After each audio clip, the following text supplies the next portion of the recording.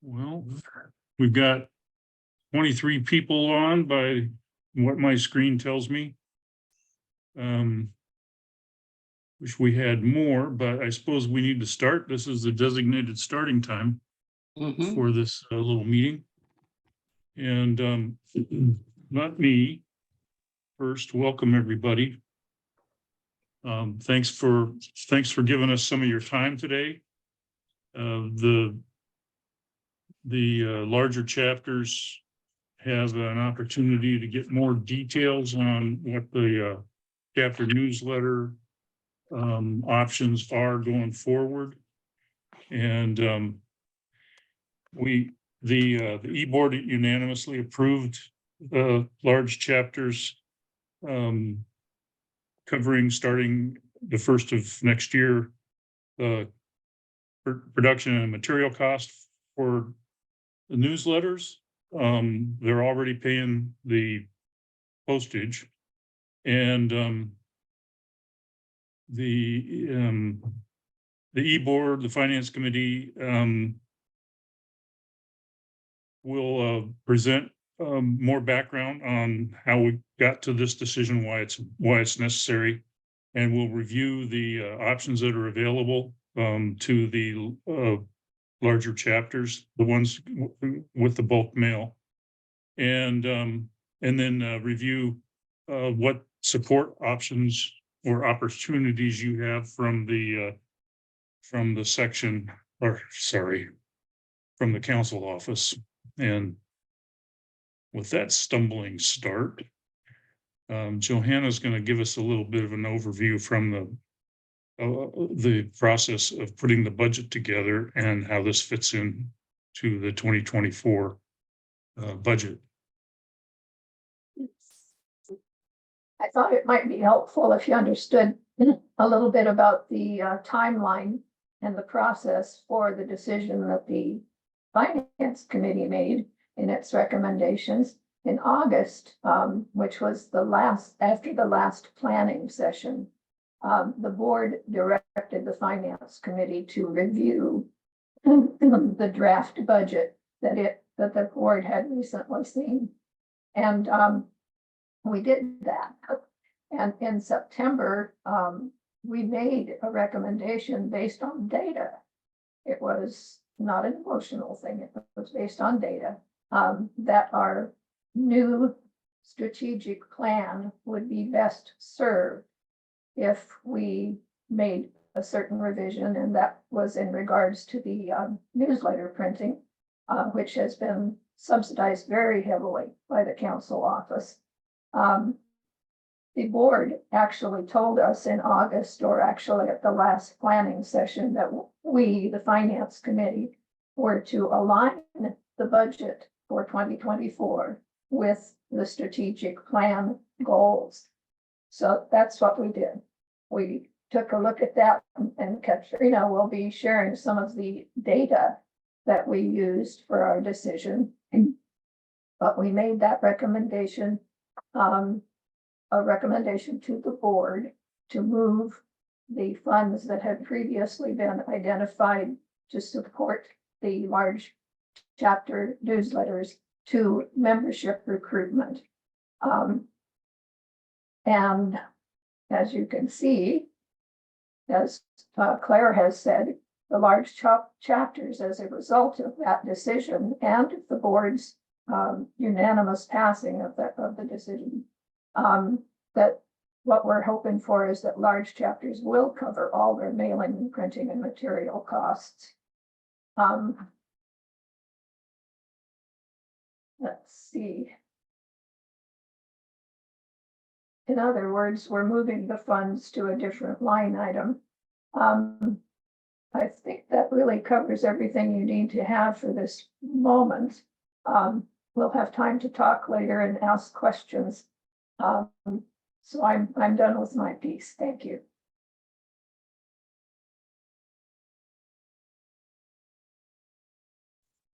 And I think Katrina was going to provide some background on how the board, what the information the board used to reach the Right. proposal. And This is the stuff we use to make the decision, to make the recommendation in which the board agreed on. Good evening or good afternoon, everybody. When the executive board and the finance committee were committed to using data to make the decisions about where the budget should go. In 2021, when the board moved to underwrite production costs for large chapter newsletters, no one did a financial analysis to show what the impact of that would be. So they just made a decision and went forward without really knowing what was going to be the result. The finance committee looked at this chart, which shows a lot of information about large chapters at its meeting in September, and the board discussed and reviewed the chapter as well. I know the type is small. It's probably not visible really for you to see what's there. I'd like to describe the data, and if you have any questions about particular place, please ask. The first column, which is headed 2023, shows the chapters and their service areas. The chapters are listed in order by number from Eastern Pierce County #1 down to 99 out of state. The second column, this is the one that's headed 2023, shows the amount of money that the council underwrites in 2023 to produce the large chapter newsletters. When the document was produced, we only had data from January through August. And the council had paid a total of $12,332 for the newsletter production. Right now, without the invoice for November editions for large chapter newsletters, the figure is $16,535, which that's not on the chart. And we anticipate the full cost for 2023 to be approximately $20,000. The third column, which is under the 2022, shows the amount of money the council underwrote in 2022 to produce the large chapter newsletters. The next column shows the total cash and investments for each large chapter as of the end of December 22. And the last column shows the chapter per capita left over after the cost of newsletters was subtracted. So that's the column we looked at to say, can large chapters afford to pay for their newsletters? When the finance committee reviewed this table, we looked at the amount of funds remaining in column 5. The finance committee judged that these amounts were large enough to cover the newsletter costs. So the large chapters, we think, have the resources through the monthly per capita allocation, investments, and cash to pay for the full production costs. That was our, whoops, my thing just disappeared.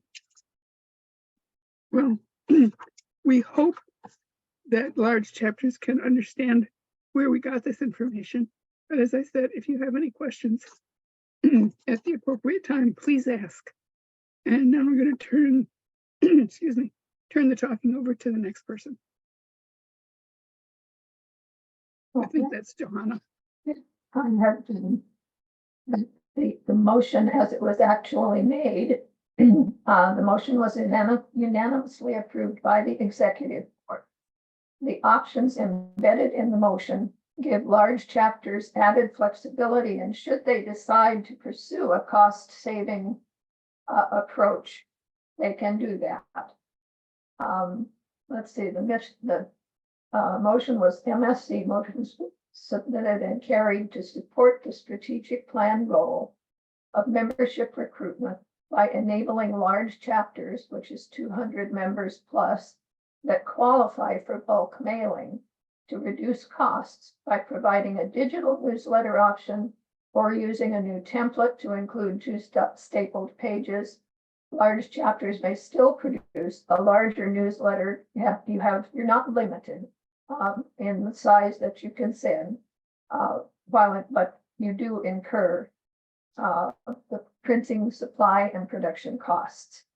I hope that's helpful. It certainly did the job in the meeting, and I hope it's understandable to the folks here. Thank you. So when do you have to make a decision? Well, you can make the decision anytime in 2024. However, starting in January, the large chapters are going to be responsible for the production costs. You don't have to make a decision by January. In fact, you may want to continue producing your newsletter in the same way as you did before in January. That would give you time to talk with your executive board and your chapter finance committee to consider the needs of the members and your budget.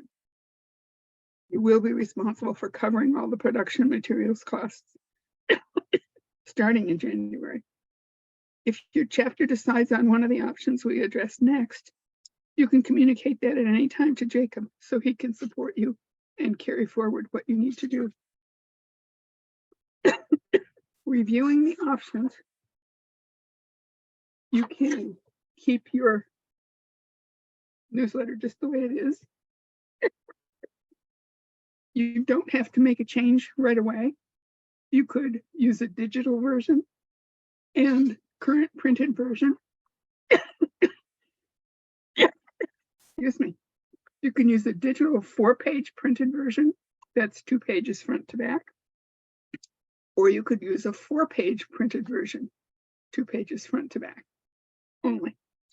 Chapter 2 produces a longer newsletter. We produce one of the largest ones. We generally produce a 2-column, 8-page newsletter. We do have 8 members who've acted for the digital version only. And Jacob maintains that database of the 8 members, and he provides those members with the digital version on behalf of Chapter 2. Claire? Another example, my chapter 6 produces a printed newsletter and a digital version.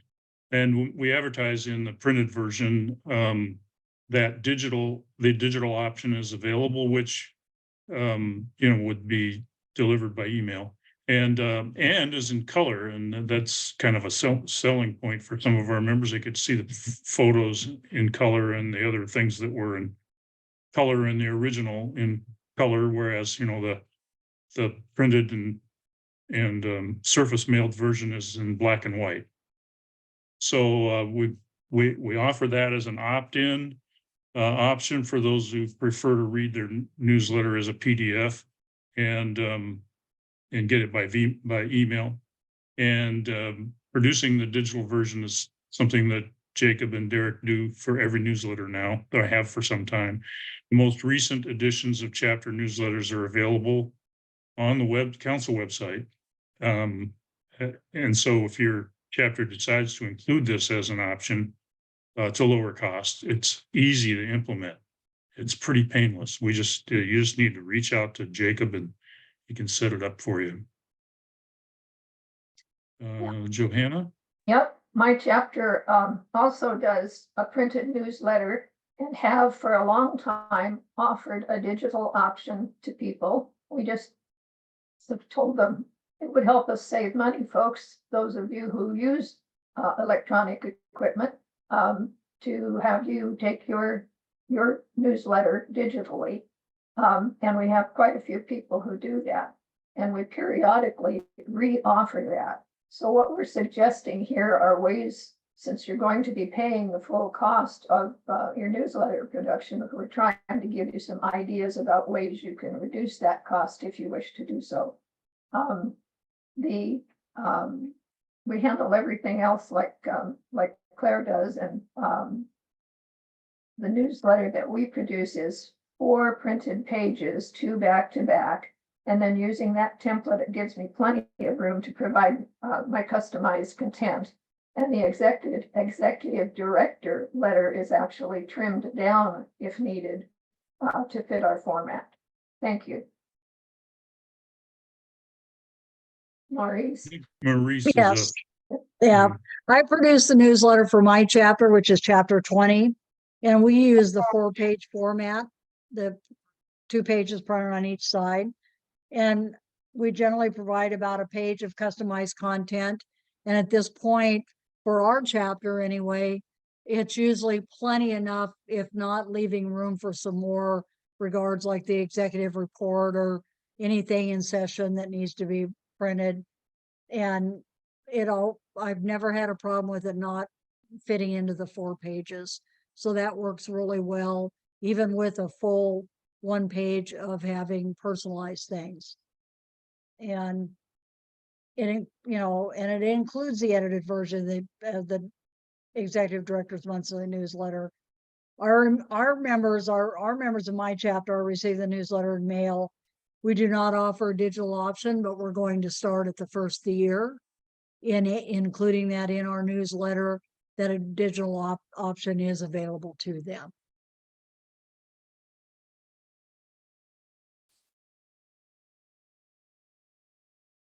So I think Katrina's got Yeah, another Katrina's bit. next. And Hmm.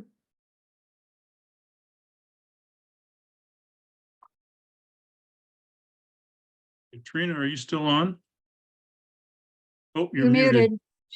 My mute, my the bar that has the mute stuff on it disappeared. So I'm back. You don't have to change anything if you don't want to. Well, your budget's going to change.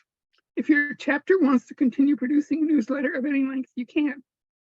But your chapter has to cover the production and material costs. Or you can opt for one of the other options, which will trim production and material costs. The choice is for you and your executive board to make based on the needs of your members and based on your budget, which of course is going to have to be addressed because you can't spend money you haven't planned for. So moving along, what's the next page? Okay. Yes, how will we pay how do for you this? get, how do you pay for this? Deducted from as currently deducted from your per capita monthly payment. So currently you're paying for the bulk mailing, and the cost for that is deducted from your per capita, and it will be increased by the amount of the production and printing costs for the newsletters starting next year. And if we've got questions on the details of that, we've got Elizabeth on the call as well to answer questions here in a couple of minutes when we get through the rest of the presentation. And I think Derek's up with some details on the office services. All right, thank you, Claire. The executive director's monthly letter will be sent digitally and is sent digitally in its entirety to all chapter leaders. Lori will provide an edited version of the letter for inclusion into the 2-page templates or the digital versions.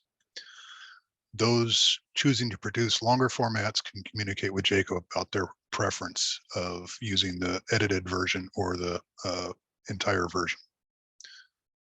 Jacob's going to cover services provided by the council office.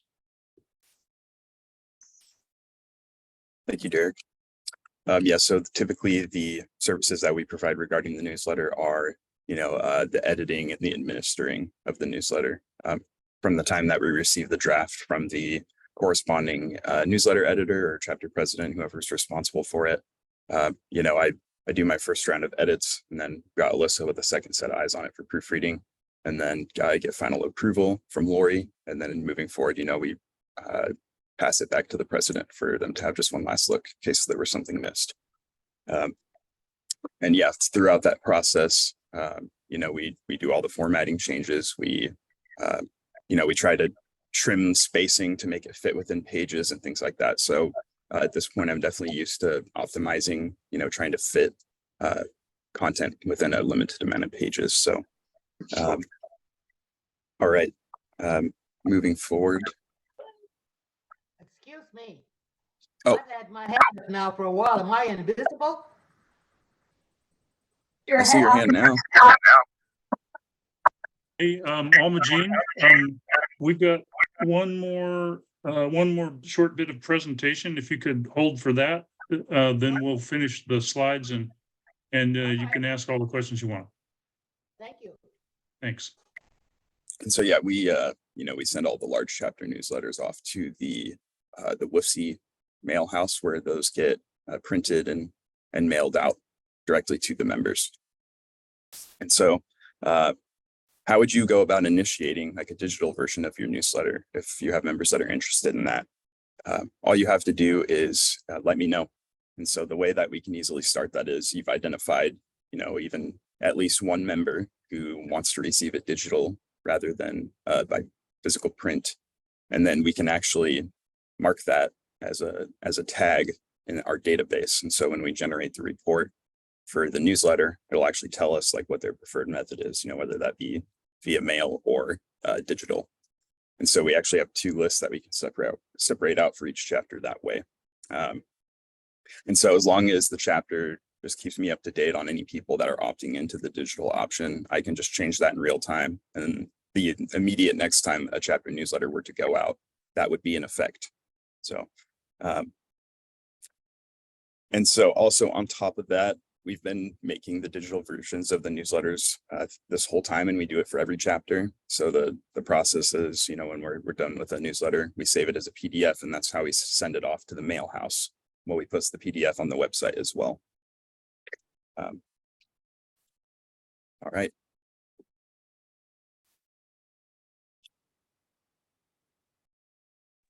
Any questions? Alma Jean, you had your hand up first. And then Yep. I see Carol's coming up also. Okay. My question is this, on the 2 page back-to-back, the cost that the chapters would incur, are those charges beyond that? All costs beyond the 2 back-to-back pages? Or does it include everything? Everything. Okay, all right. The other question I have is, we have some chapters that meet infrequently compared to others. They meet like every other month. The timeline for getting the information out to your members to bring in information for your newsletter, and it's by the time we publish it, based on the timelines we get from Jacob, it's old news. And I'm wondering how are you differentiating or working with chapters that don't meet every month in the timeline? Some of us use that newsletter as our reminder of our meetings. And so perhaps we could look at how we do that. Maybe we need another step in the process so that people know a meeting is coming up and not rely so heavily on the newsletter. The other thought that I had was, because we have more pieces of information coming out now from the council office that keeps us up to date on what's going on, perhaps we could print a little less of what we find in the executive director's report. That's the idea behind the shortened, the edited version, so that it gets it down to just 2 pages, or 1 sheet of paper front and back. If I can remember your earlier question, it led to a question in my mind. Are the chapters who meet, say, every other month, are they producing a newsletter every month or just ahead of the meeting? Every other month. So Well, if then I had to- nothing would change really. They would still have the same monthly deadline for the month that they want to print a newsletter. you know, the schedule is really at their command. Okay.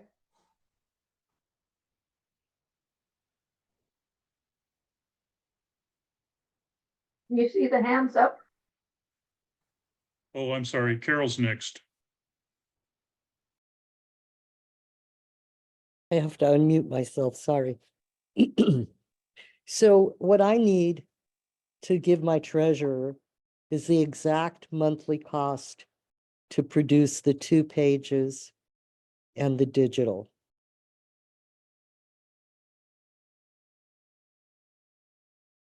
I need to know what the costs are because we have to do our budget and she needs that information. So do you have it?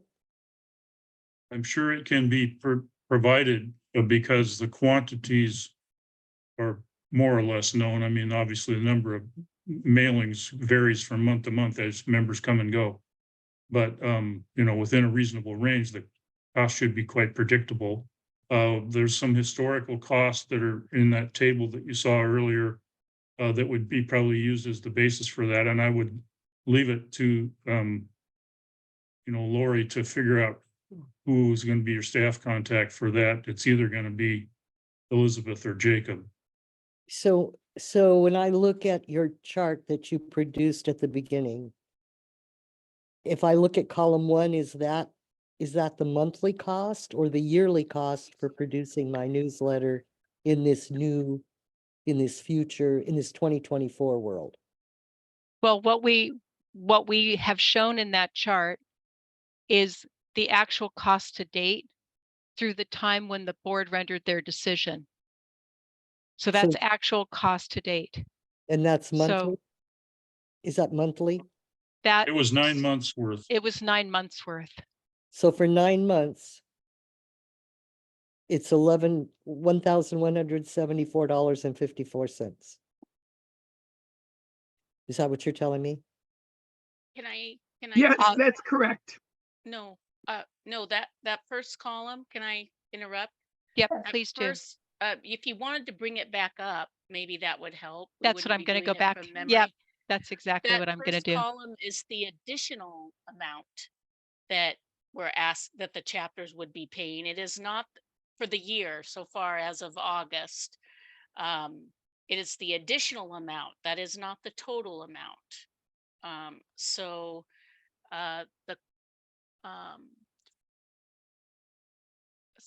so we don't have anything on this report that shows you what the total costs of the newsletter has been this year.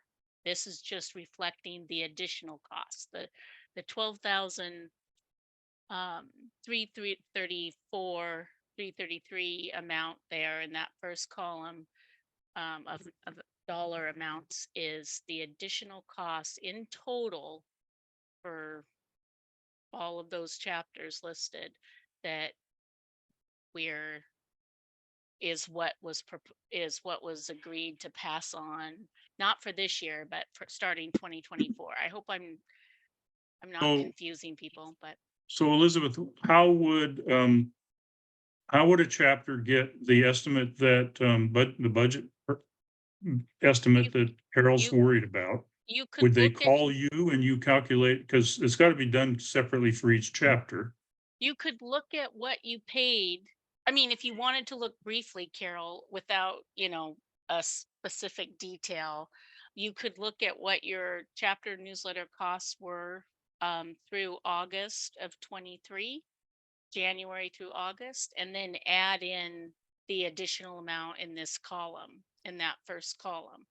And that would be a rough estimate if all the factors were the same between 23 and 24, that would be an estimate of your January through August newsletter costs. Like Claire suggested, it's probably something that Lori would want to talk with council staff to determine whether it's Jacob or myself, of how can we give you an amount to budget. But if you wanted to look at just a rough estimate, you could take what you've paid so far and then add in this additional column amount. But that's only for 9 months. A year is 12 months. Yeah, well, I don't have all 12 months yet, right? I only have through, I haven't been billed for November yet.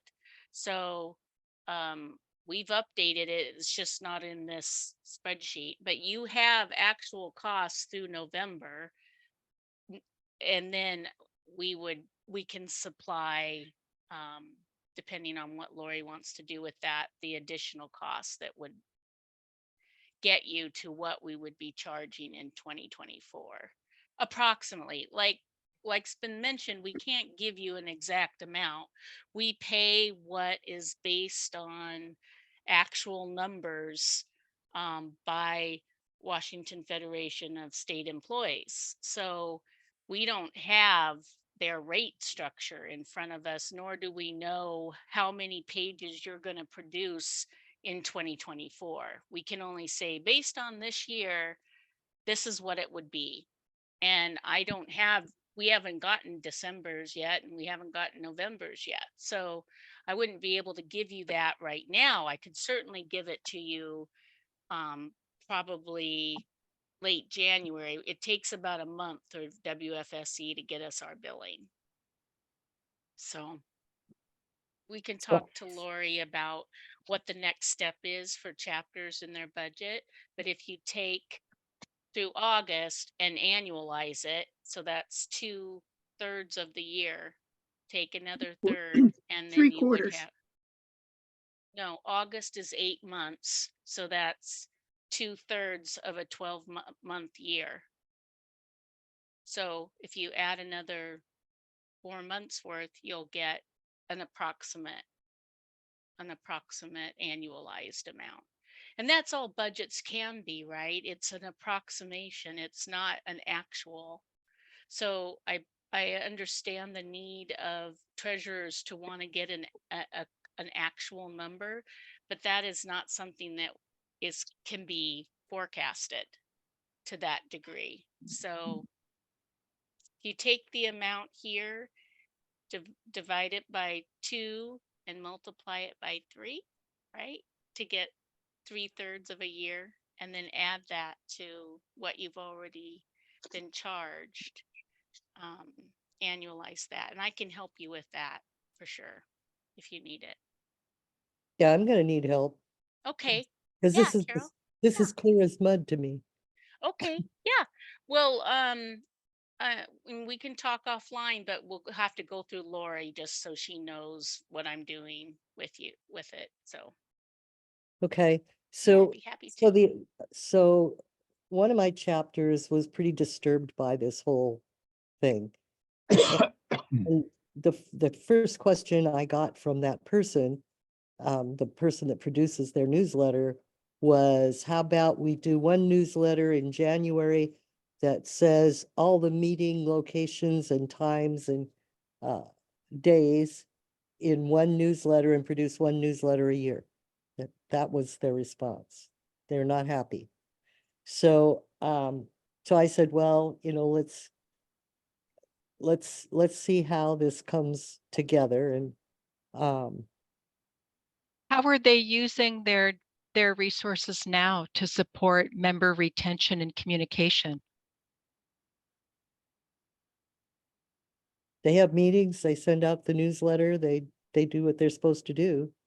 They actually go above and beyond. They attend workplace union meetings to encourage people from locals to come and join RPEC when they retire. So I don't fault them for their outreach. I think they do their outreach. They call new members and stuff, but this change to the newsletter process was pretty disturbing to their newsletter editor. But why is that? Is that they have the resources? What chapter is it? We can all look here to see what their allocation is and also what the difference would be. No, I'm not gonna publicly out them. I'm just sharing with you what I heard. Yeah. Well, we appreciate that, Carol.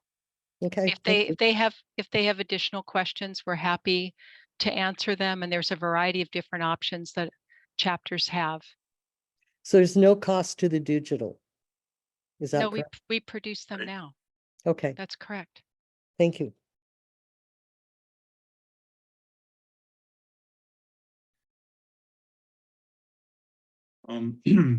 Before I take the next question, there was one in the chat about,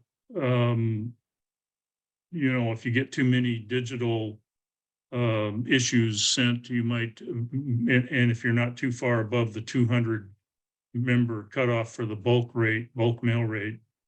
Yes, indeed, if you're in danger of dropping below the 200, then it doesn't benefit you to get more subscribers to the digital version. You might as well stop before you drop below 200 or No, you could provide that as an additional copy just because it's just an email. But, your cost picture changes considerably when you drop below 200. Elizabeth, close. do you So- want to provide any clarification there? I don't have any clarification to add to that, but I just want to say that even if the chapter isn't paying for a printed newsletter, the council is, right? So a yeah. small chapter under 200 member or under 200 printed newsletters, the council's picking up 100% of that cost. So we don't want to discourage any chapter from putting out the digital option to their chapter, for chapters to suggest to their members that there's a digital option. If it brings you under 200, like it has for chapter 18, I know that one right off the top of my head, all that's fantastic, right? Then the chapter does not have to pay for newsletters, but anything that's digital is the benefit of all of us, because then the council doesn't have to pay that Yeah. additional processing costs to mail out a newsletter. So I don't want to get preachy. Yeah, but sorry I for just- muddying that one. Sue? Yeah, can you tell me, where the $20,000 went? What line item did you put it in when you took it, when you transferred this cost to the chapters?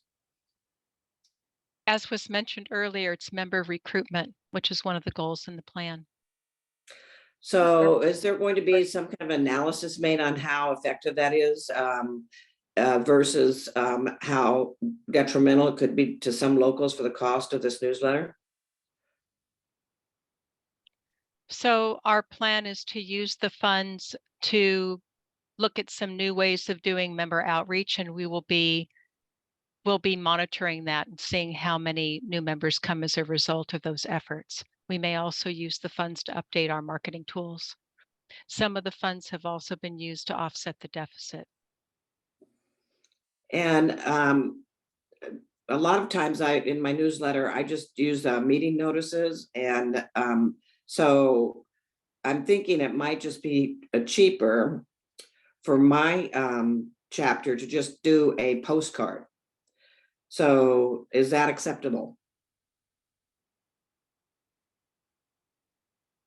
The executive director letter is carried in the newsletters. It's one of the only ways that members are up to date on what's happening really statewide, because the information that's included there in some cases it's in the news flash, but not in all cases.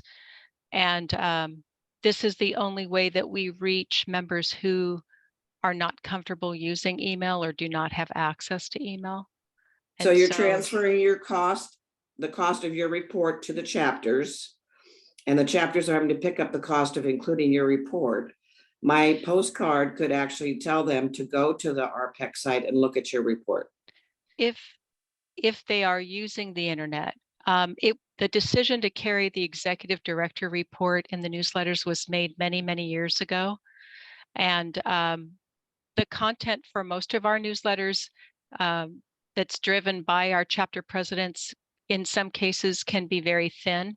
It's primarily a meeting notice, but in terms of educating members about mobilization opportunities, what's happening with our legislation, opportunities for them to learn about different issues that impact their retirement security. It's that kind of information that comes through the executive director letter, not only in the time that I've produced it, but in the executive director letter has been produced for over 10 years, and it's been included in chapter newsletters for most of that time. So in the council, I mean, the council has paid for the cost of the newsletters for chapters for how long? For small chapter newsletters, that decision was rendered in 2021. No, I'm And there talking about newsletters being sent out. How long has the council been paying for those? You said 10 years ago was made the decision that your newsletter would be included in the newsletter. So it's been at least 10 years that you've been covering that cost, correct? I can't say that, Sue, because I've just been with the organization a year and a half. But it's something we can certainly look into, and one of us can follow back up with you. There have been various, the cost has always been, well, over that 10-year period, the cost has been split between the chapters and the council. And there've been various different formulas used over that time for how the cost is split. So if I want to just send out a postcard, I can't. I'm forced to include the executive director's report and pay for that. That's what you're telling me. We have chapters that use postcard notifications of meetings, but they also send newsletters at other times so that they can get more information in the hands of the members. But if my chapter doesn't want to do that, am I going to be forced to pay for the council's newsletter to go out to my members? I don't see how you could be forced. You could use postcards if you want to use postcards. Okay, so I want But- that made clear well- that I do not have to send out the council's. But you're cutting the- your members off from I the understand information they that. need. I understand that. Maybe, But you're putting the this- cost of your letter onto my chapter. So, and I don't know if my members would agree with that. So I just want to make it clear that we are being told that we have to do that. It's all of our letter. Yeah, It's your letter as well.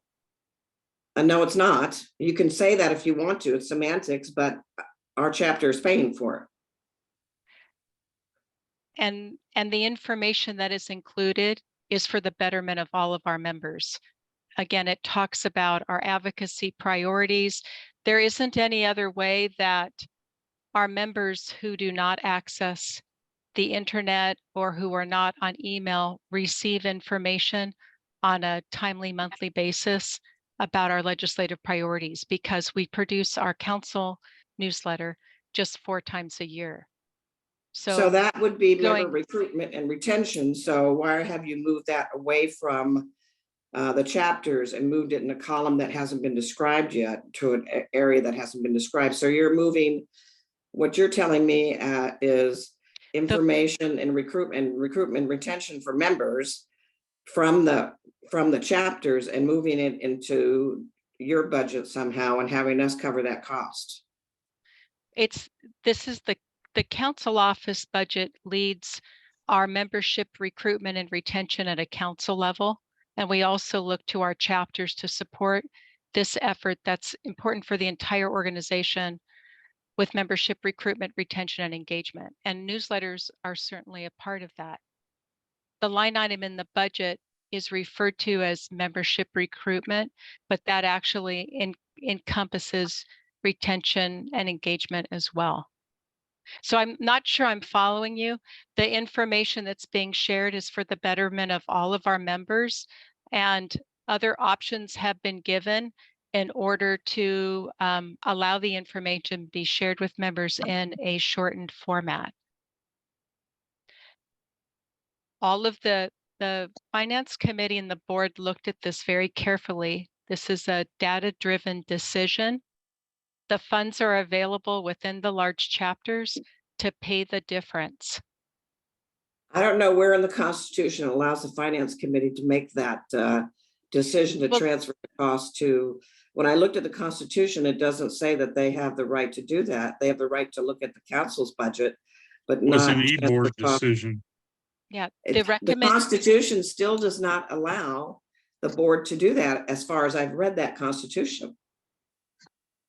the executive board is responsible for approving the operating budget, and that's what they did unanimously at their last meeting.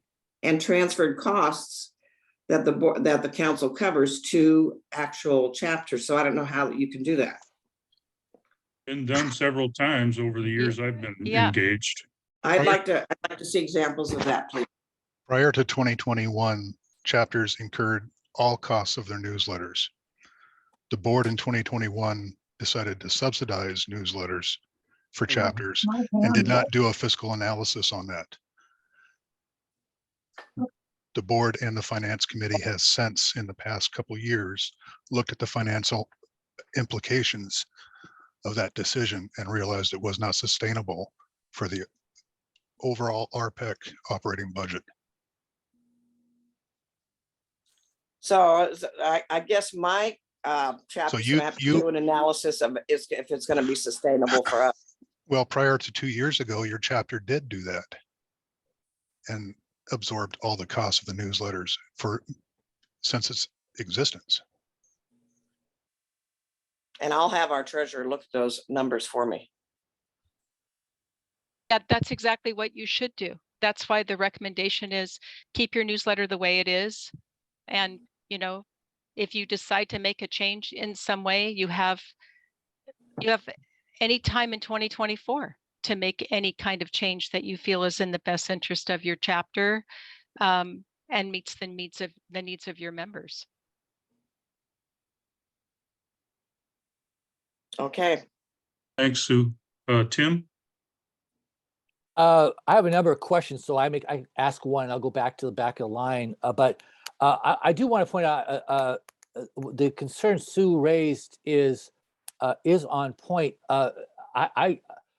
My memory fails me a little bit, but in 2021, I thought that wasn't a question of splitting the costs. It was either increasing the amount I thought the council was already subsidizing, because my records show that we've been guided since December 18, 2017 by a memo to treasurers from then accountant Deborah Green, who explained that the board at that time, I guess 2016 or 2017, as incentive to the chapters to include that executive director's report, that's when the subsidy program came in, I believe.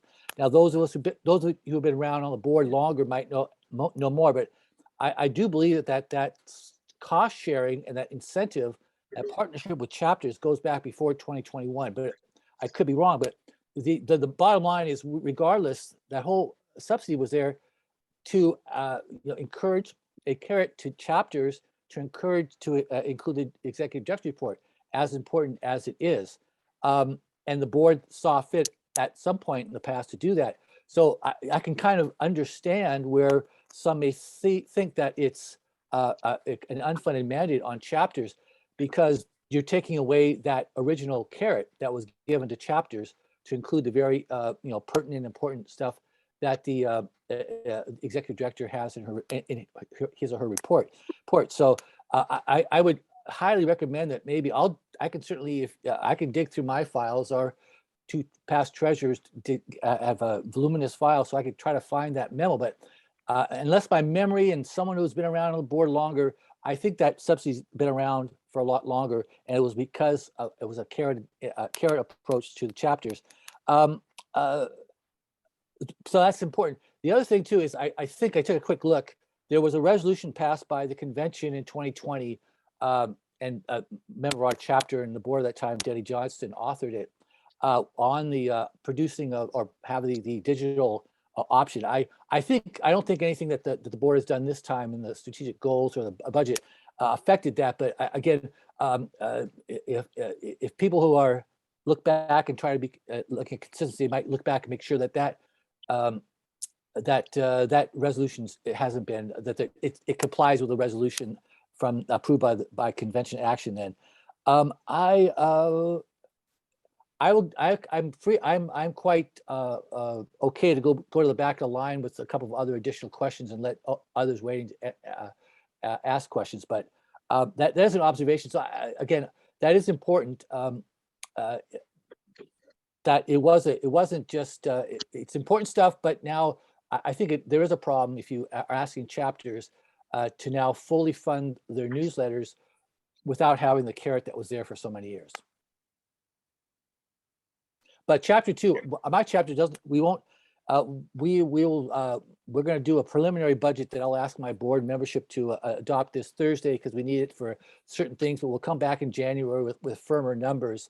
And we'll do but the budget we do pass this Thursday will cover at least half of our newsletters. So we're not so concerned there, but we, as I think most of you do, you want to have as tight a budget as possible, so you're not too far off going through the year. But so that's not the hardship at all. But I just wanted to weigh in. I always been looking for consistency in the rules that we were going by since at least December 18th of 2017.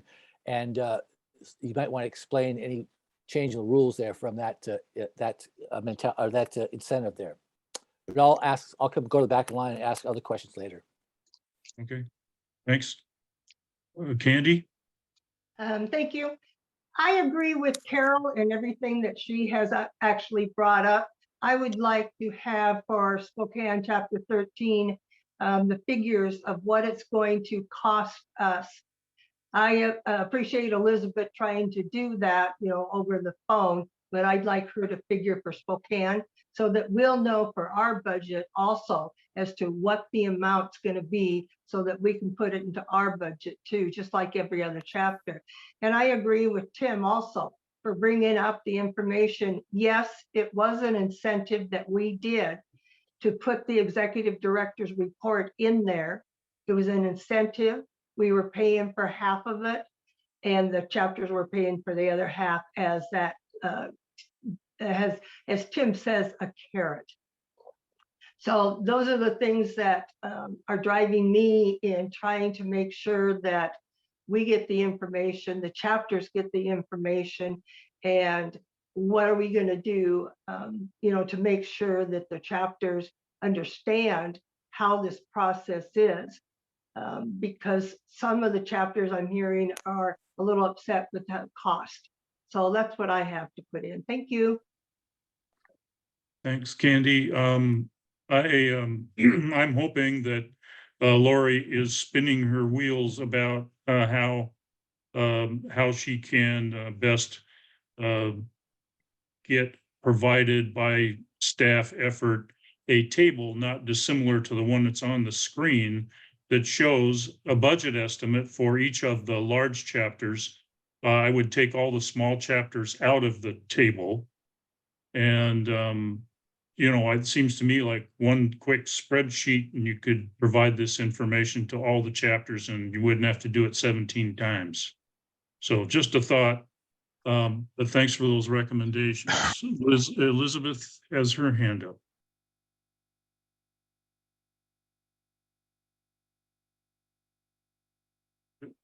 Elizabeth? I lowered it. Sorry. That was just okay. from before. Sandy?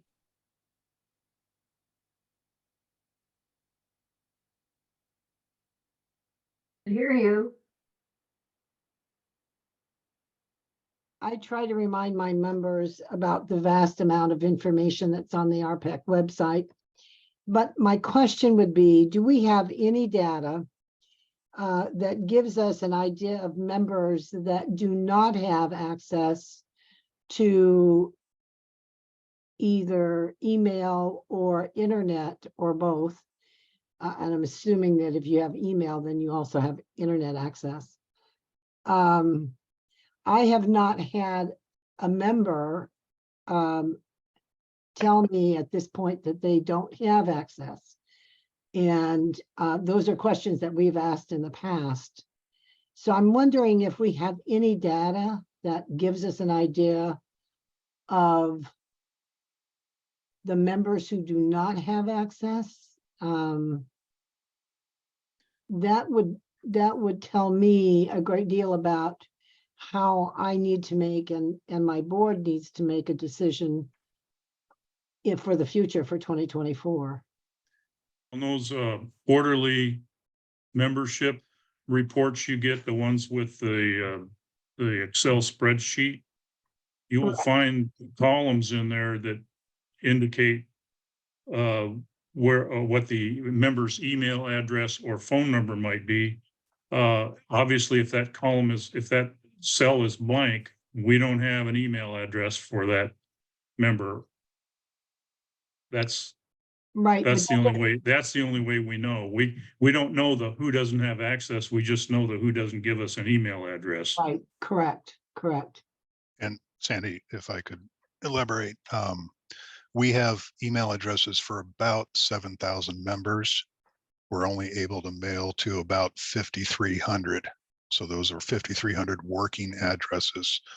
The remainder of that bounce or are invalid email addresses. Okay. So less than half of our membership we're able to reach by email. And we're, So for those people who don't have an email, but they register for convention, or they register for Ledge Day, or they register for something. So you get some of that stuff physically. You don't get it across the internet.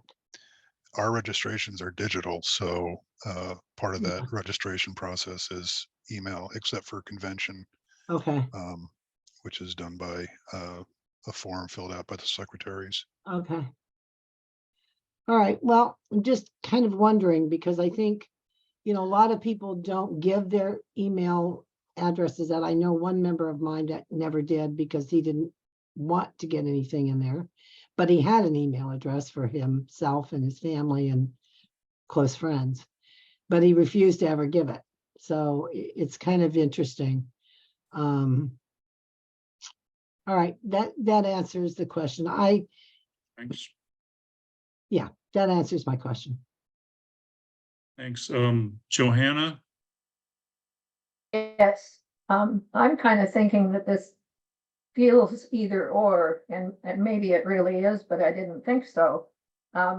It seems to me that it's very likely that large chapters who ask people whether they would, in order to help your budget or just because it's more convenient for them to take the digital option, that it's entirely possible that they might find that they're actually saving money over what they paid before. If they take this option, if they take this process and implement the option of the digital newsletters. Right. Thank you. That's all I had to say. Matt? Yeah, can you hear me? Yes. Okay. I hear concerns about policies and procedures and making sure that those policies and procedures are followed. I think this also needs to be viewed in context, speaking for myself, that I'm seeing chapter balances ranging up to $65,000. And I know that fairly recently within the time I've been in RPEC, it was 2, 3, 4 years ago, I can't remember, that the amount of money that was sent each month to chapters has been increased. And not to be discussed, but I just want to make the comment that I think it's important that the money the chapters get is used for something productive. And I know that chapter 3 is going to be talking in January about giving money to the RPEC PAC, a sizable amount of money to the PAC. So I think it might cost chapter 2 $2,000 more per year, maybe, if we kept everything the same. But we bring in more than $10,000 to $11,000 in money from the state every year. And I would just argue that if we put this in context, that the chapters seem to be doing pretty well financially, that the executive board said that this was an area where we needed to move funds, and I support that. So thank you.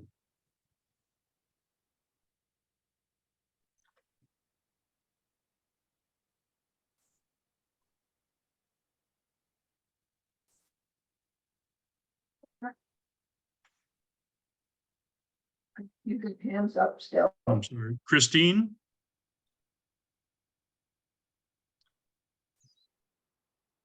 Yes, I don't have a problem with this plan. The only comment that I have is that the spreadsheet should be a little more clear about, total income, what the newsletter costs and the net, because this last column doesn't make sense to me. But what does net of newsletters mean? I'm not totally clear on that, but That's after the newsletter cost is deducted. anyway, I guess that was my only comment. Just be a little more clear about what some of these columns are. Yeah. So Okay. Tim? I don't know if it was a misspeak, but someone mentioned earlier about if this would cost chapter 2 a little more money. When I raised my issue earlier, it was nothing to do with any impact on chapter 2. It was a larger issue about how this whole program came about, and I think it kind of explained some of the concerns that Sue had. But just for the record, chapter 2. It may look like we have more assets, but we have to have certain assets there that are there in reserve for things like if we ended up with a full convention delegation there and whatnot. And as some of you know, we had a placeholder in our budget for several years because we thought we were waiting to get an ask from the council to contribute to a fund to help struggling chapters. And I think I missed something along the way, and that went by the wayside, but we stand ready there as well. We've already told the RPEC PAC to please give us an ask as far as what they would like as far as a contribution on top of all the other things that we do funneling money through. And I'll be asking my board this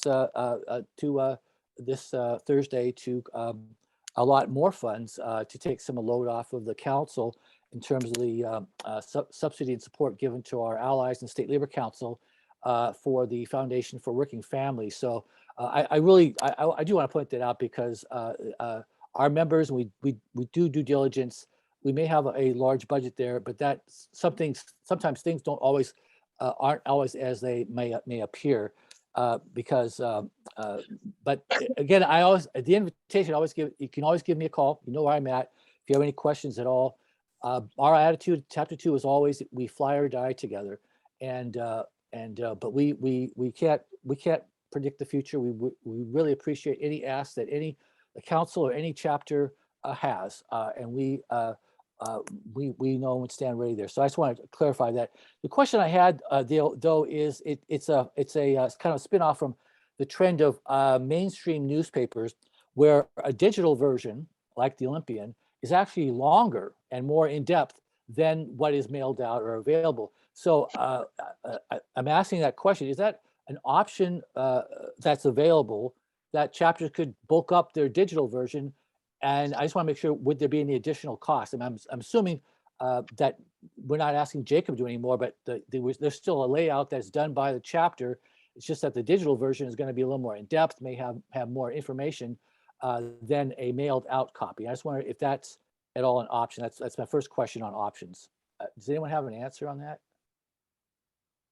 The digital version is the only difference between the digital version and the mailed out version, at least in my experience, is that the digital version's in color.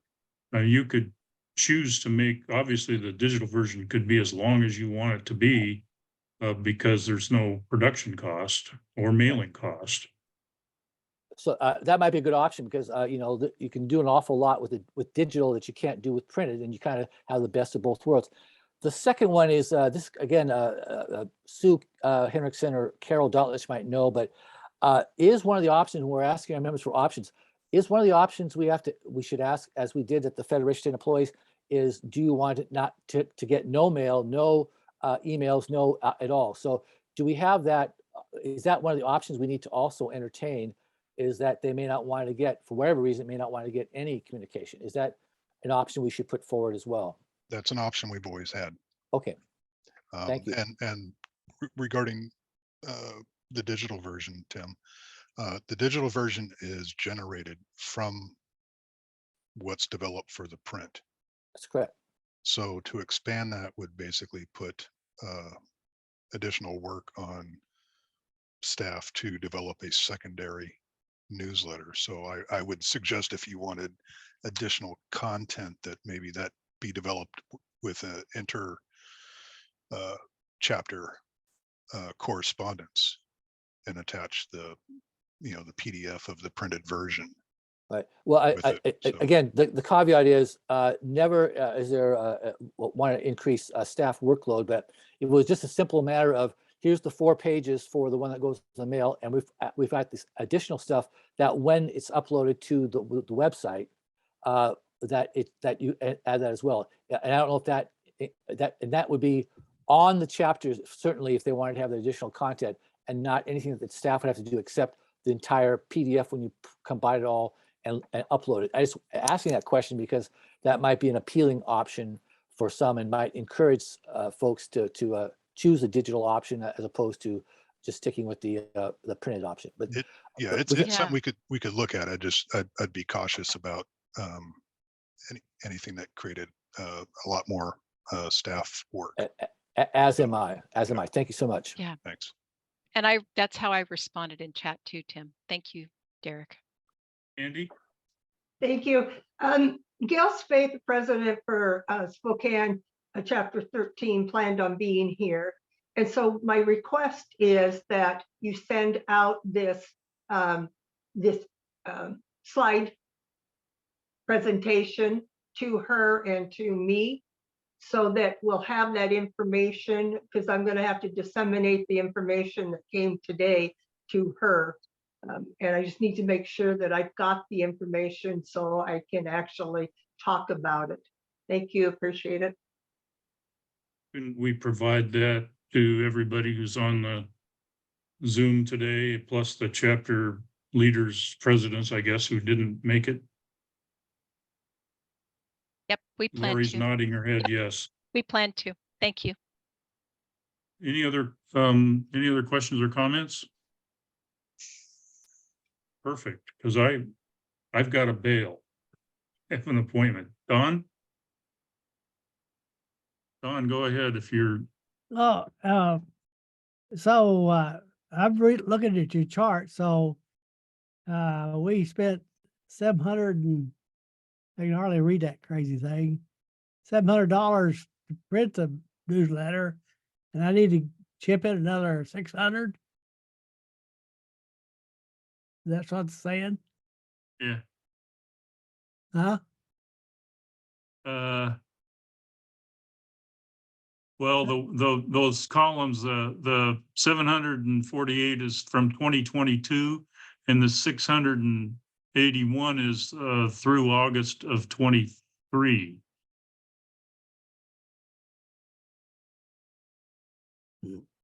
And it's the difference between what you're currently paying in that first column. It's the difference between what you're currently paying and what the full cost is. The actual cost is. Yeah. And we don't know what the actual cost is. We won't know the We should be able to 23. estimate it. Yeah, we won't know the actual cost for 23 until we're fully billed for the December issues, which, as Elizabeth said earlier, we usually don't see those invoices, like the invoice for the December newsletters. We wouldn't get invoiced for that until January. So, So so you don't have no idea how much per page it costs to produce the letter? this isn't, well, as we described before, this is what the difference is up through August when the board first looked at these Okay. numbers. And so, and this is about this is the first 8 months of the year.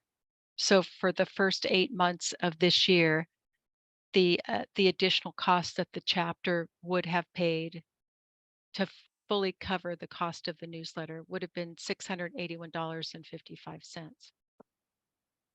But that's just through August. Well, we'll probably have to notify our membership and let them know that there's a digital version. I didn't even know there was a digital version.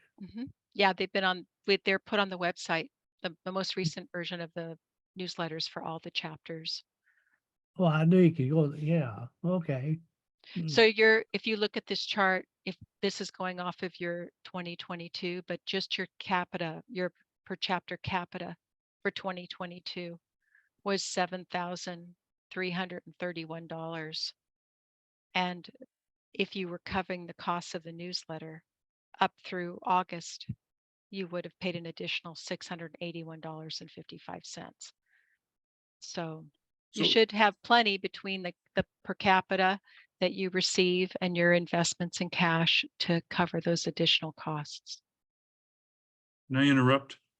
I have to bail out for an eye appointment. Maurice agreed to take the gavel, so to speak. And Stephen Gamble is the next speaker. Claire, Well, thank you for all you do. oh, thank you for being here. This is Steve. I lowered my hand. I have no more questions. Okay, Dawn, do you have your hand up again? No, Did I you have was trying something to more figure to out add? that hand thing, yeah. Oh, okay.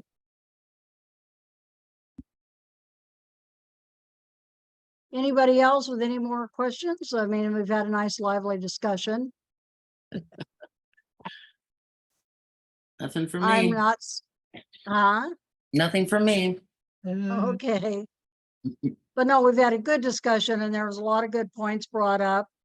And like Claire had talked with and Lori agrees that all this information will go out to the chapter leaders, correct, Lori? All chapter leaders? Large chapters. The Yeah, large discussion, the discussion Right. today doesn't impact small chapters. No, but to the people it needs to go to. Yep. Yep. Okay. Alma Jean, you have your hand up? I just want to feel that in our discussion that there's an understanding as to why it is that many of our members do not have access. There are mobility issues, health issues. There's cost implications. And when you have a membership that is getting older, there are those things associated with that stage in life. And I hope that our organization can be compassionate and understand people have to do certain things because they don't have a choice. And if you want those members, we have to be able to do things to accommodate them. If you want retention, we have to be able to communicate and understand the people we serve. And that's all I want to say. Good point. Good point, Alma Jean. Tony Hernandez, you have your hand up? I think you're muted.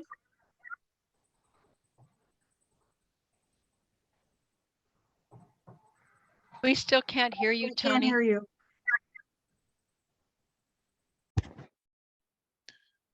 Yeah, your mic's not working, Tony. Right. Do Maybe you want put to your put question your in question chat. in chat? Yeah, thank you, Derek. Okay. Carol, you have your hand up? Yes, ma'am, I do. So I need to clarify two things. And now I have to remember what they are. Okay, so the first thing I wanted to clarify is that someone is going to tell me my monthly cost, most generally speaking, for the newsletters by January, correct? We'll have that information as soon as we get invoiced for the December issue. So Okay. Elizabeth thought we normally get those invoices late, Carol, because they have to finish producing the newsletters for December. But I And should know in then we'll January. have your actuals by Lori, then for Lori, 23. and In January. yeah, actuals aren't going to help with your budget because you may drop members, you may gain members. Right, So that's the 23 number. But generally, I will know something. you, I will know something more than I know today. an estimate can be prepared for you based upon your current membership and our knowledge of costs per issue. Okay. Then my second question is, if a chapter decides that they want to send out a simple postcard meeting notice, and that's all, they can certainly do that. That's up to their membership vote, correct? Correct.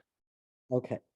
I wanted to just be very clear about that because I know I'm going to be asked that question. Right. So thank you very much. Yeah, Appreciate it is, you know, we do have chapters that do postcards with just meeting notice info. But it is important to maintain communications with members and as to what's going on. And, you know, a lot of members aren't coming to meetings to get that information of what we send to the chapter leaders. So it is important that they are somehow kept aware of what's going on with the council.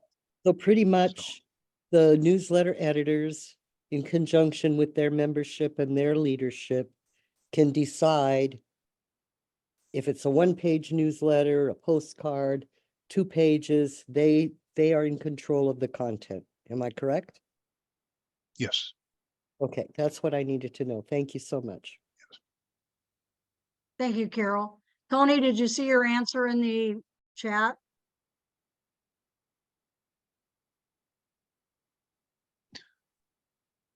Sue Hendrickson, you have your name up? Yeah. Oh, yeah, Tony. sorry. Yeah. Tony, chapters that have over 200, which qualifies for bulk mail, are considered large chapters. If you're under 200, you're paying first class. Or we're paying.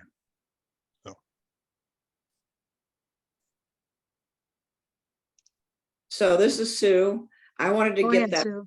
I wanted to get that postcard clarified. So if I just send out a postcard for my meeting notice, I do not have to attach the executive director's report, correct? Correct. There's not room on your postcard for that. Okay. All right, thanks. Would you possibly be sending emails to people who have them with the information that is in the director's report? We do get that as presidents, and you could forward that without cost. I will direct them to the RPEC website. Oh, okay.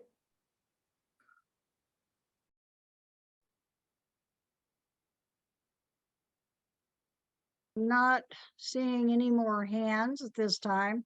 Sue, you still have your hand up, or were you, okay, you got it down. Or did you have another question, Sue? No, I don't. Oh, okay, thank you. I'm not seeing any more hands. No more questions. So Lori, I'm pretty sure we've covered everything and gotten everybody's questions and answers.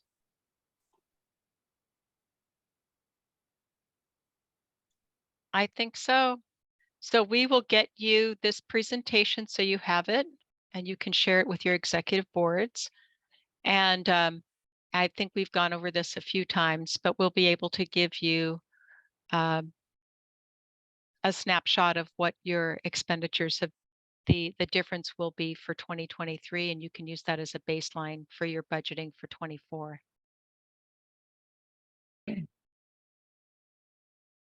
Claire's suggestion was that we do a chart, and we may be able to do that. It would be easier to read than what you're seeing here, but this came from a printed document that we produced some months ago for the finance committee and for the board. Okay. It looks like Alma Jean's hand is back up. Maurice, Alma do you Jean? want to call on her? Okay. Alma Jean? Thank you. I've had an inquiry from 2 members who are retired, who feel they have experience in doing newsletters, and they want to know what type of support they could receive if they decided to do the newsletter for their chapters. They wanted to know if they did it, could they use the logo? You know, what would be, and if there are any resources to help them do it. But they're basically saying they're willing to support their chapter newsletters at their own cost. Those are in-kind contributions. I'm well with that because I've had to live that way. To Alma So Jean, we'd like to know, what is the opportunity for them to do that within the chapter? for bulk mail, none. You have to have specialized software to be able to generate proper postal paperwork to take advantage of the permit. So that needs to be done through the council office. So if a chapter is producing newsletters at first class rate, that's for them to do. But it's not able for chapters to produce their own newsletters using the bulk mail permits. Okay.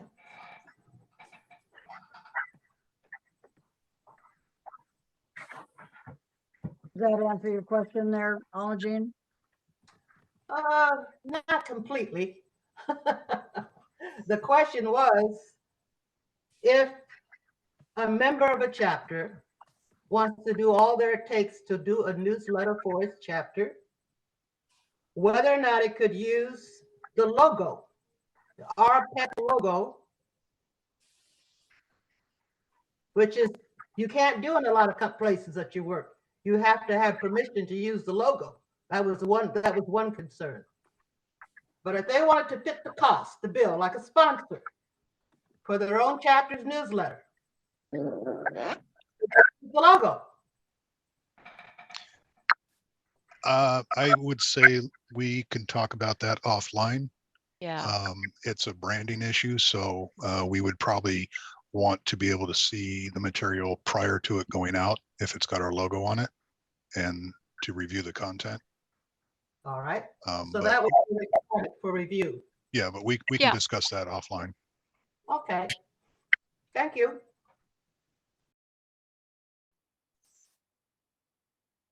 I'm not seeing any more hands at this time. Thank you, everybody, for coming. Yeah, I want to thank everybody that take time out of their day today, especially after some of us having a board meeting this morning, to take your time to come to this meeting. And there was good information exchange, good questions and everything. So I want to, thank everybody for doing that, and thank our office staff for helping facilitate this and getting those figures that they do have and will be getting further to you. So I want to thank everybody for that. Okay, Did you Maureen. have anything? Did you have anything you wanted to add, Lori? No. Thank you for the good questions and for coming equipped to talk with us today. Yeah. Everybody did their homework and had some good stuff for us. I learned a lot too, don't you, everyone, so good. Okay, I believe it, and I still not seeing any hands, so I believe at this time we can adjourn then. Okay, see you at 5 o'clock, Maurice. Bye-bye. Bye. Bye, everyone. Bye, everyone.